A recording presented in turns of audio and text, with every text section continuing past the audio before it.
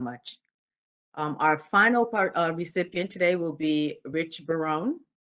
Rich recently joined TRC as Vice President, Advanced Energy Transformation in this strategic role.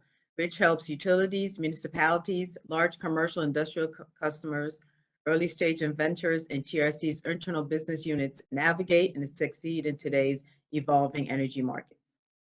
Prior to joining TRC, Rich spent 5 years at Hawaiian Electric Company, working on the challenges of the grid modernization, distributed energy resource management, and a rapidly evolving utility business model and regulatory framework. Similar to Vibhu, Rich started working within EUPP in 2018, and as I mentioned earlier, there was many overlaps. Rich was played a key role in discussions around the planned battery storage pilot project for Barone in Columbia, and he also participated in a workshop on battery storage attended by both Rich and Vibhu as presenters. Additionally, Rich also worked with EUPP as a presenter at an annual Congress of ASACODES, which is the Colombian Association of Distribution Utilities, as part of our work in Colombia. And finally, Rich has continued his involvement in Colombia by providing his expertise on a course that we developed focusing on the integration of variable renewable energy. Please reach his full bio as well as Vibhu's full bio in our volunteer program. So again, for his contribution to the EUPP, we are honored to recognize Rich Barone as our 2021 Volunteer of the Year. Rich, to you.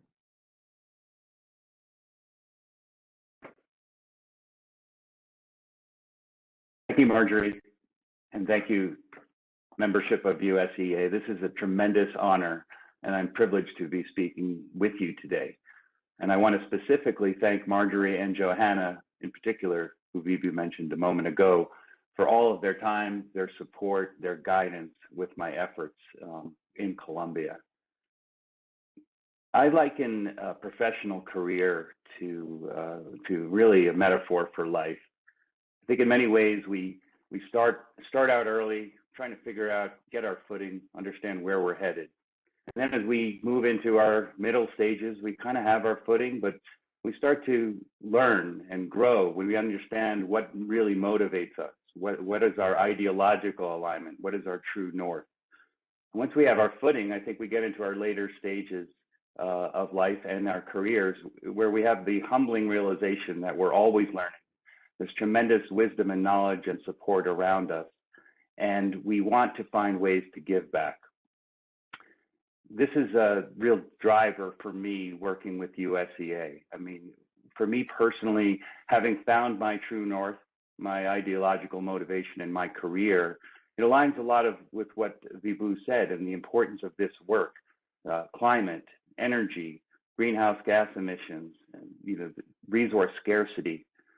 When you look at the USEA mission statement to promote the sustainable supply and use of energy for the world, that couldn't be more aligned with my own personal mission, my own personal professional mission.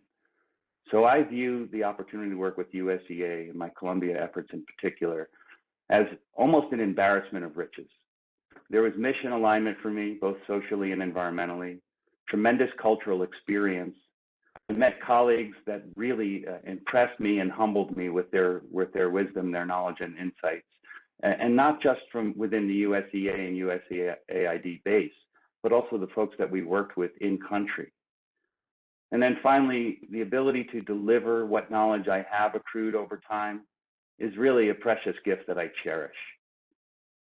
As Vibhu had alluded to, these issues are facing us all. We're in an interconnected world. And the knowledge, the ability to help leapfrog some of the steps we've made through industrialization in the US and bring that to the emerging economies is really an opportunity to help us very quickly and rapidly change some of the trends that we've been witnessing over the last 100 or so years. So as I mentioned, this is truly a gift and a real privilege. By the way, I did want to offer, as Vibhu mentioned, Thomas Black and Christian Nadler for the support, the guidance, and the tireless efforts that they supported us with in Colombia. It just leaves me really with two questions. It leaves me with the question of, did I bring enough to the table?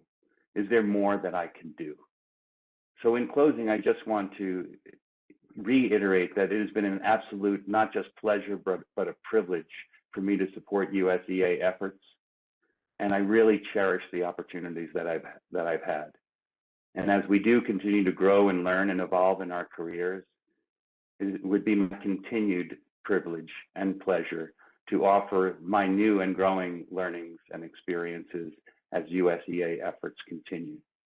So thank you again, Marjorie and the USEA team. It's been a tremendous honor, and I look forward to your continued success in these efforts.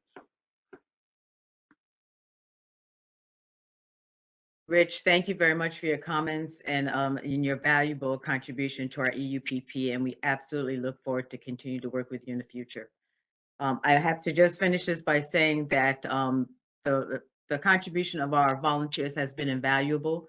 Even during the time of our programs, we have found that their ability to reach out to our overseas partners and to have a dialogue, oftentimes one-on-one, and many times after the program has ended, to continue to work with them on their own time many times and to provide the assistance to the overseas partners has been invaluable. I sometimes equate it to the show Who Wants to Be a Millionaire, in which you kind of reach out and call a friend. And we're glad that we have both Rich and Vibu as friends that our overseas partners can reach out to. I congratulate all of our award recipients, and I thank you so much for participating in our presentation this morning.